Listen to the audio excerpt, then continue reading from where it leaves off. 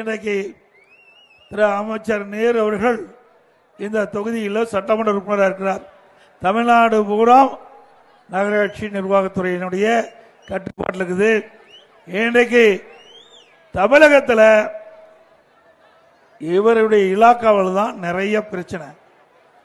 இன்றைக்கு சொத்து வரி ஏற்றப்பட்டிருக்குது. இது மாநகராட்சி. இந்த மாநகராட்சி பகுதியில் கடைக்கு 100% வரி ஏற்றிட்டாங்க. கடைக்கு 150%, சாரி, வீட்டுக்கு 100% ஏற்றிட்டாங்கல்ல. சொத்து வரி உயர்வுல அண்ணா திமுக ஆட்சியில் வீட்டு வரி 1000 ரூபாய் கட்டியிருந்தா திமுக ஆட்சியில் 2000 ரூபாய் கட்டணும். அண்ணா திமுக ஆட்சியில் கடைக்கு 1000 ரூபாய் வரி கட்டி இருந்தா இப்ப 2500 ரூபாய் வரி கட்டணும்.